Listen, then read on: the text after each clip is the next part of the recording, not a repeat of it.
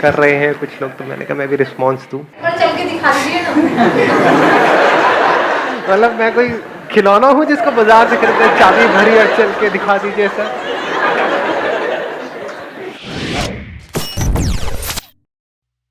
Sir, जो successful entrepreneurs होते हैं, लाइक उनकी लाइफ स्टोरीज ऐसी होती है जिस पे बुक लिखी जा सकती है, और कई सारे चाहते हैं कि बुक लिखें, बट उनकी सबसे बड़ी प्रॉब्लम होती है टाइम, और साथ में राइट स्किल सेट भी नहीं होता उनके पास में लिखने का। तो मैं 1-1.5 साल से एक बिज़नेस पे काम कर रहा हूँ, द बुक्स फैक्ट्री, जिसमें ये है कि हम लोग उन सक्सेसफुल एंटरप्रेन्योर्स को अप्रोच करते हैं, जिसमें हम लोग उनका इंटरव्यू लेते हैं। मतलब उनका शायद 8 से 9 इंटरव्यू लेते हैं हम लोग, और हर चैप्टर पे 1-2 इंटरव्यू होता है, और उसके बेसिस पे हम लोग डिफाइन करते हैं कि एग्जैक्टली आपके क्या थॉट्स है, क्या आइडियाज़ है, क्या आपका विजन है बुक का, और उसके अकॉर्डिंग जो मैंने एक एंजल राइटर्स की टीम बना के रखी है, वो भी टीम क्या है, वो बस फ्रीलांसिंग वेबसाइट से मैं लेता हूँ और वहाँ से मैं लोगों को हायर करता हूँ, जितना वो पेमेंट करते हैं उसके अकॉर्डिंग मैं उनको हायर करता हूँ, और बेसिकली उसके अकॉर्डिंग, उनके थॉट्स के अकॉर्डिंग, उनके विजन्स के अकॉर्डिंग हम लोग उनका बुक लिखते हैं, फिर बुक पब्लिश करते हैं अमेजन वगैरह पे, प्रमोशन करते हैं, मार्केटिंग करते हैं, तो इससे काफ़ी प्रॉब्लम सॉल्व होती है। तो क्वेश्चन ये है कि बिज़नेस ठीक चल रहा है, यूएसए में मेन क्लाइंट्स मेरे आ जाते हैं, पर इंडिया वाले जो क्लाइंट्स हैं वो टैप नहीं होते, वो उतना पेमेंट करते नहीं है, वो पैसा उतना देते नहीं है, वो कहते हैं इतना तो बहुत ज़्यादा है। तो सर ये प्रॉब्लम था कि इंडिया में कैसे मार्केट को कैप्चर किया जाए। आप कह रहे हैं यूएस में तो ये चल रहा है बिजनेस आपका, कितना चल रहा है? मतलब वहाँ पे भी ज़्यादा नहीं चल रहा होगा। मतलब 2 से 3 क्लाइंट्स पर मंथ के आ जाते हैं, which is a good thing. Which is a good thing. और इंडिया में आप कितना मांगते हैं उन लोगों से जो जो नॉर्मली जो यूएसए वाले जो क्लाइंट्स ये हैं, सब बातें शेयर करने में ठीक है ना? चलेगा सर। हाँ ठीक है।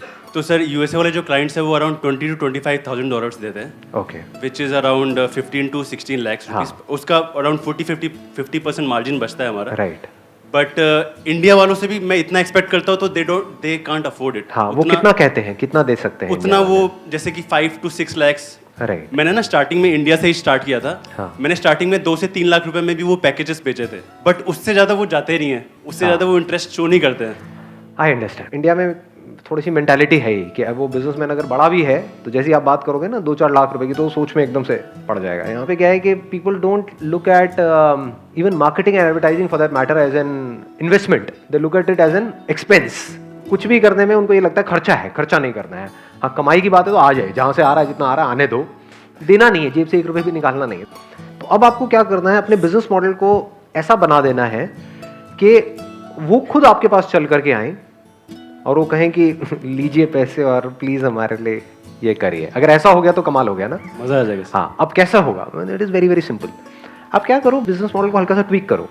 जो यूएस का आपको चल रहा हो तो चल ही रहा है, वहाँ पे मार्केटिंग अपनी और तेज आप कर सकते हो, तो डायरेक्ट कर रहे होगे आप निकाल करके यहाँ से वहाँ से डेटा और उन लोगों को डायरेक्टली अप्रोच कर रहे होगे, लिंक्डइन के थ्रू, यहाँ से वहाँ से।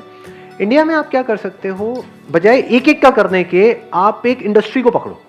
कितनी इंडस्ट्रीज हैं, मतलब industries in the sense sectors हो गए ना, तो कितने सेक्टर्स हैं इन टोटल इंडिया के अंदर? कई सारे, बहुत सारे हैं, और उन सेक्टर्स को भी सब सेक्टर्स में डिवाइड किया जा सकता है। तो आपने एक सेक्टर पकड़ा, मान लो manufacturing related to pharma industry. अब आप कह रहे हो कि मैं एक बुक लिख रहा हूं, और आपके पास में एक्सपीरियंस है ही, क्योंकि आपने यूएस के लिए लिखा है, तो प्रोफाइल है, you are not a newcomer in this field, experience है आपके पास में। तो अब आप अप्रोच करोगे कि we are a company with so much of experience, ये वो। आपने पहले तो अपनी खुद की प्रोफाइल बनाई, क्योंकि जाते आपसे सबसे पहला सवाल पूछेंगे आपने क्या किया है, किसके लिए किया है, नहीं किया है तो हम क्यों करें। तब आप कहेंगे पहले हम ऐसे इंडिविजुअल्स के लिए करते थे, अब हम क्या कर रहे हैं, फार्मा इंडस्ट्री के ऊपर हम एक बुक लिख रहे हैं कि फार्मा में टॉप 100 एंटरप्रेन्योर्स कौन है हमारे according. Okay, you getting where I am coming from? That means आप कह रहे हैं कि एक बुक में हाँ, हम लोग कई सारे एंटरप्रेन्योर्स को इंक्लूड कर सकते कई सारों को इंक्लूड कर दो, और उन 100 से आप 1-1 लाख रुपए लो। 15 लाख क्यों लेते हो एक से? क्योंकि फार्मा कंपनीज कितनी है इंडिया में? हजारों हैं, छोटी बड़ी मीडियम साइज की, कुछ भी। तो बोलो कि हम क्या करेंगे, आपकी पूरी विजन को, आपने क्या किया, कैसे किया, ये वो करके, और उसको बताएंगे पूरी दुनिया को कि देखो आपने कहां से शुरू किया था और आज आप कहां पर आ गए हो, कितने छोटे लेवल से आपने शुरू किया था। 1 लाख रुपए देने में उनको कोई दिक्कत भी नहीं होगी।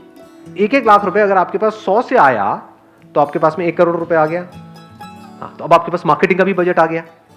अगर आप एक के ऊपर ही बुक लिखते हो, दैट मीन्स 10-15 लाख रुपए आप लगाते हो, और किसी एक के ऊपर बुक लिखते हो, तो उसमें क्या मार्केटिंग करोगे? मार्केटिंग के लिए भी तो पैसा चाहिए, प्रिंटिंग के लिए भी चाहिए। बिल्कुल सर। हाँ, तो अब आपने क्या किया, शुरू में इसकी कॉपीज कम बनवाई, क्योंकि एकदम से बिकेगा तो है नहीं वो, अभी भी आप कम ही बनवाते होगे, 1000-2000 कॉपीज है जितनी भी है। डिजिटली हम लोग पब्लिश करते हैं, लाइक ट्रेडिशनल पब्लिशिंग नहीं है। राइट, आप अभी डिजिटली कर रहे हो, अब यहाँ पे ट्रेडिशनल भी कर सकते हो, दोनों, डिजिटल कम ट्रेडिशनल, प्लस इसका आप बोलोगे एक इवेंट भी होगा जहां पर आप आएंगे, आपको एक अवार्ड दिया जाएगा। ओके, तो सब कुछ हो गया, एक पूरा का पूरा पैकेज बन गया। इवेंट में कितना लगा, 5-10 लाख रुपए। तो ये पहली बार में अगर आपने देखा आपके पास 1 करोड़ आने वाला है, उसमें से आपने मानो पूरा 1 करोड़ भी लगा दिया, तो अगले साल जब आप दोबारा से ये करोगे, आप समझ रहे हो क्या होगा? क्या वो 1 लाख नहीं, वो 2 लाख भी देने को तैयार है। सही बात। और वो खुद आपके पास आएंगे, प्लस अगले साल जो लोग नहीं आए हैं, they also want to be a part of it. तो अब आप क्या कर रहे हो, अब आप एक ऐसा स्ट्रक्चर बना रहे हो, जैसे कॉन्टेस्ट होते हैं, जब कोई कॉन्टेस्ट शुरू होता है तो कोई इंटरेस्ट नहीं लेता है, जब वो कॉन्टेस्ट 2 साल हो जाते हैं, 5 साल हो जाते हैं, 10 साल हो जाते हैं, रियलिटी शोज होते हैं, जब शुरू होता है कोई इंटरेस्ट नहीं लेता है, जब वो एक ब्रांड बन जाता है 2 साल 4 साल 5 साल बाद, तो हर कोई उसमें आना चाहता है, चाहे वो कोई सिंगिंग शो हो, चाहे ये हो वो हो। तो इसको आप एक ब्रांड की तरह देखो। तो अब क्या होगा, ये एक सस्टेनेबल बिजनेस मॉडल बन गया। इस तरीके से अलग अलग सेक्टर्स के लिए, अलग अलग इंडस्ट्रीज के लिए आप अलग अलग ब्रांड्स खड़े कर सकते हो। Top 100 pharma entrepreneurs in India, इसको आप फार्मा भी बोल सकते हो, हेल्थ केयर भी बोल सकते हो, और ब्रॉड हो गया सेक्टर। अब इसमें हॉस्पिटल्स भी आ गए, फार्मा कंपनीज भी आ गई, सब आ गया। Top 100 health care entrepreneurs in India, सुनने में भी अच्छा लगता है वर्ड, कि they are caring for health. मजा आ रहा है यार, आ रहा है ना? थोड़ा सा दिमाग खोलो तो मजा आएगा इस पूरी कहानी को देखने में। उसके बाद में ऐसे ही आप अलग अलग सेक्टर्स के लिए कर सकते हो। और कौन कौन से सेक्टर्स हैं जहां पर के कुछ बहुत बड़ा हो रहा है, बताओ? Top 100 FMCG entrepreneurs in India. FMCG की कितनी कंपनीज हैं, भरी पड़ी हैं, हजारों हैं। उनकी आपको डायरेक्टरीज मिल जाएंगी, वहां से आप डायरेक्टली उनको अप्रोच कर सकते हो, अपनी मार्केटिंग कर सकते हो। अपना ये जब आप इवेंट करोगे और ये बुक रिलीज करोगे, तो एक प्रॉपर आप तरीके से रिलीज कर सकते हो, उसमें किसी सेलिब्रिटी को भी आप इन्वॉल्व कर सकते हो। आप आओगे सर? मैं तो बिल्कुल नहीं आऊंगा। मेरी वेबसाइट पे आपने शायद देखा नहीं है, राइट? सो कोई भी ऐसा सेलिब्रिटी या कोई ऐसा पर्सन जो आए वहाँ पर, इनॉग्रेट करे उस इवेंट को, जो आ करके उन लोगों को अवार्ड्स दे, तो उनके अंदर भी एक क्रेज आ जाएगा कि हाँ ये सेलिब्रिटी आने वाली है या आने वाला है, आप उससे पहले टाइप कर लो। तो इस तरीके से पूरा पोजीशन करके आप जब उनको दिखाओगे कि 1 लाख रुपए आपका लग रहा है, उसमें आपको मिल क्या क्या रहा है, एक अवार्ड मिल रहा है इस सेलिब्रिटी के हाथ से, एक बुक में आपका पब्लिश हो रहा है, बुक ऑफलाइन भी होगी, सब रिटेल स्टोर्स पे अवेलेबल होगी, ऑनलाइन भी होगी, इसकी ई बुक भी होगी, प्लस इस बुक की हम एड्स देंगे इन लीडिंग न्यूज़पेपर्स के अंदर, कुछ एड्स टेलीविजन में भी आएगी। टेलीविजन एड हमको सुनने में बहुत बड़ा लगता है, इससे क्या हो रहा है, आपका पैकेज इंटरेस्टिंग होता चला जा रहा है, आप उनको कमिट कर सकते हैं, क्योंकि television ad is not that expensive. जो लीडिंग चैनल्स है वहां पे महंगा होता है एड, 10 सेकंड का 2 लाख रुपए, 3 लाख 5 लाख रुपए होता है। लेकिन ऐसे बहुत सारे चैनल्स हैं जो पॉपुलर हैं, कुछ न्यूज चैनल्स हैं जो 10 सेकंड की एड आप वहां पे 1000 रुपए, 2000, 3000 रुपए में आप दे सकते हैं। तो अगर आपने पूरा पैकेज लिया तो 2 लाख रुपए में आपका पूरा का पूरा पैकेज तैयार है। पहले आपने उन लोगों से बात करी, पूरे रेट्स लिए, पैकेज बनवाया, तो 2-4 लाख रुपए भी अगर आपने उधर लगाया, 5 लाख रुपए आपने टीवी में लगाया, 5 लाख रुपए आपने न्यूज़पेपर्स में लगाया, तो क्या हो रहा है, एक बार की मेहनत है ये, लेकिन फिर पूरी लाइफ आपकी किस डायरेक्शन में जाएगी, दैट इज बियॉन्ड इमेजिनेशन। होता क्या है, हम देखो 2 तरह के रास्ते होते हैं बिजनेस में। एक ये है कि कुछ ऐसा किया जाए जो मुश्किल हो, यानी कि हर कोई ना कर सके। अब ये सुन करके बहुत सारे लोग की हवा टाइट हो जाएगी, अरे इतना कौन करेगा, समझ गए? बट यही इस बिजनेस की ब्यूटी है कि जो कर गया ना इस तरीके से, अब हर कोई जब आएगा उससे कॉम्पीट करने के लिए, तो वो यही सोचेगा अरे इतना कौन करेगा, तो कोई कंपटीशन होगा ही नहीं।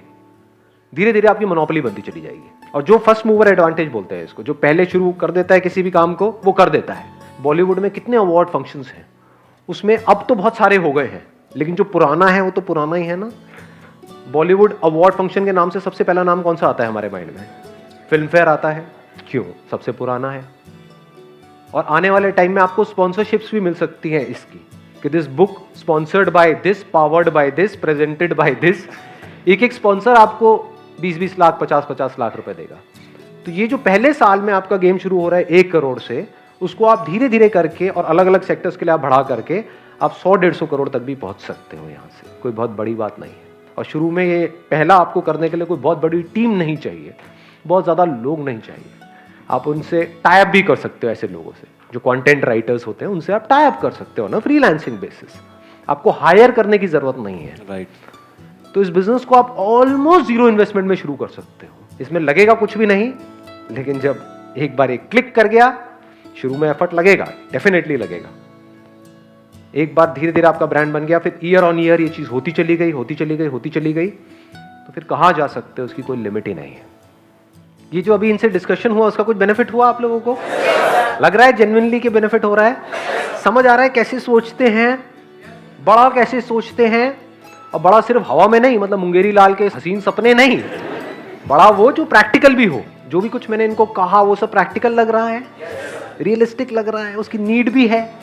Down the line is going to be a brand. ठीक है जी, जब करोड़पति बन जाओगे हमें भूल तो नहीं जाओगे ना, गरीबों को मत भूल जाना भैया, हमें भी याद रखना। नहीं सर, नहीं नहीं याद रखोगे? याद रखूंगा। याद रखोगे। Thank you ji.